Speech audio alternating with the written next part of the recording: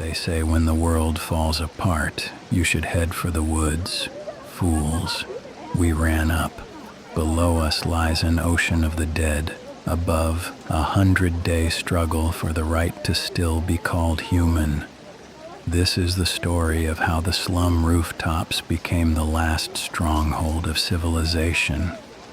Day 1. We hit the roof at night. Not because it was the plan, but because the streets had simply run out. Down below, between the high rises, there was no longer a road, only movement. Slow, jerky, endless. They slammed into storefronts and collapsed over one another, packing the courtyard so tight the asphalt vanished beneath a sea of bodies. Up on the roof, it reeked of fuel oil, wet concrete, and pigeon droppings. The water tanks shuddered in the wind. Old antennas creaked with a sound like someone whispering right in your ear. There were 5 of us, exhausted, filthy, with 2 backpacks of food and a single handgun between the lot of us. We barricaded the roof access with refrigerators dragged up from the laundry room a floor down. As we slammed the last door shut, we could already hear the pounding from below. Someone or something was charging up the stairs. That's when it first hit us. We weren't going back down. Day 7. It took a week to turn the roof into a fortress. We torched the fire escapes with blowtorches, boarded up every door below the 4th floor, and strung concertina wire between the ventilation shafts.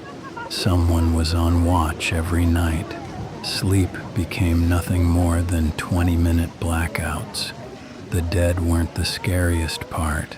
It was the silence right before the screaming started downstairs. Sometimes a single sound could wake the whole block.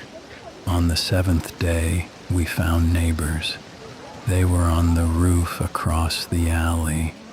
A man in a hard hat flashed his lantern at us. They had water. We had batteries.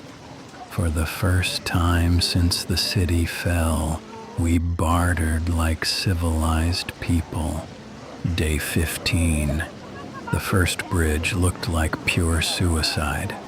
2 construction beams, plywood and steel cables torn from the elevator shaft.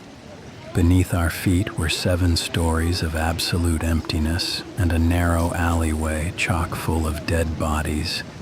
When Lynn went first, the wind rocked the flimsy structure so violently that we couldn't breathe.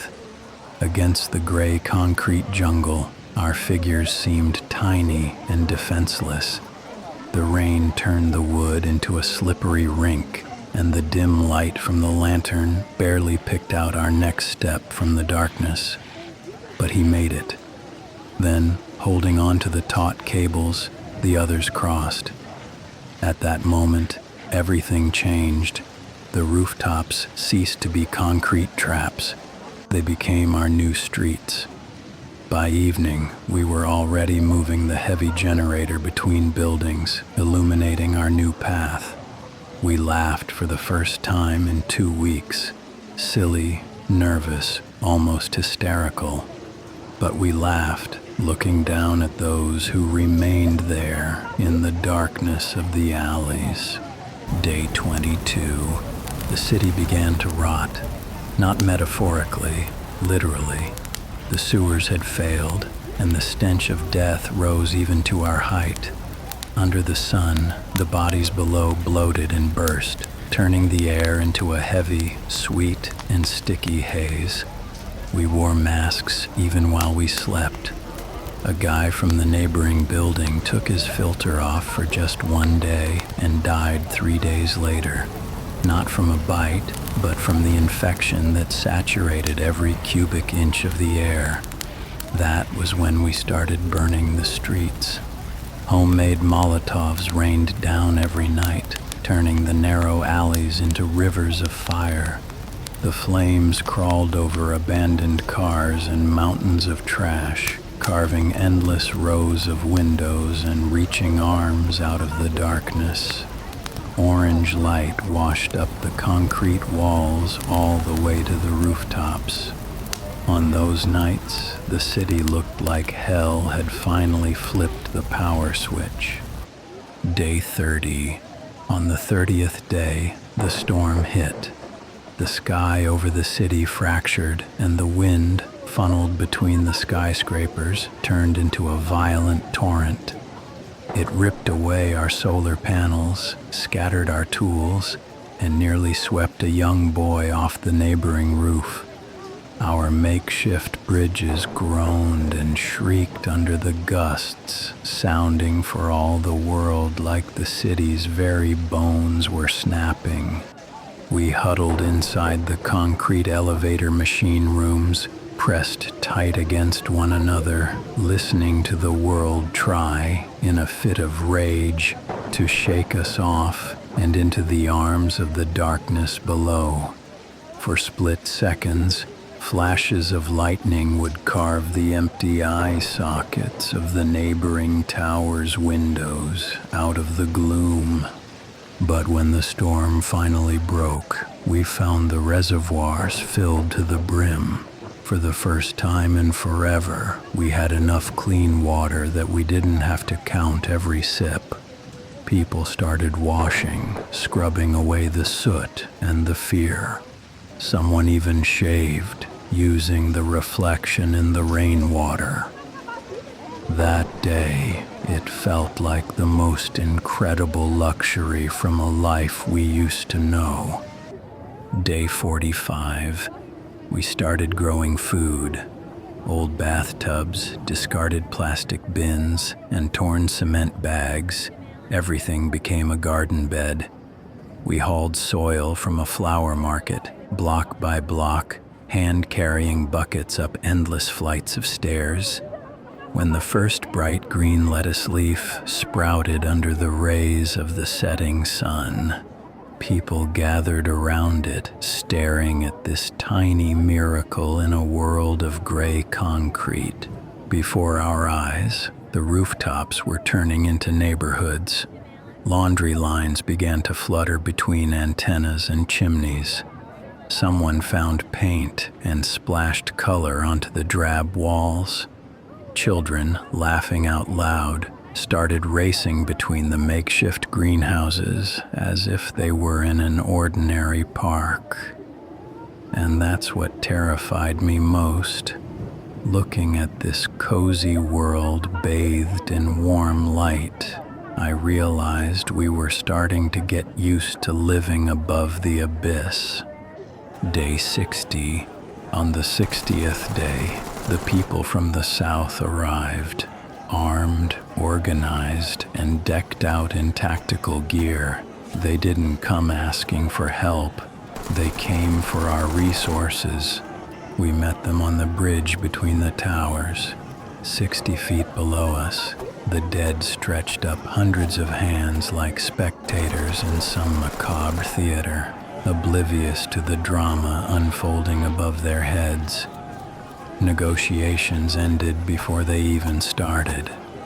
The first shot echoed through the concrete canyon, and a second later, a roar erupted from below as hundreds of the infected surged, drawn by the sound. The bridge swayed violently under the recoil and the frantic footfalls. Muzzle flashes blinded us against the setting sun, and the air grew thick with the acrid sting of gunpowder. One of the attackers lost his footing and plunged into the abyss. We didn't even hear him hit the ground over the howling from below. We knew every loose board on that bridge, and that gave us the edge. In the end, our coordination and knowledge of our own rooftops allowed us to beat them back without a single loss. Realizing the fortress wouldn't fall, The remnants of the squad slipped into the shadows of the neighboring buildings and vanished as quickly as they had appeared. Day 75.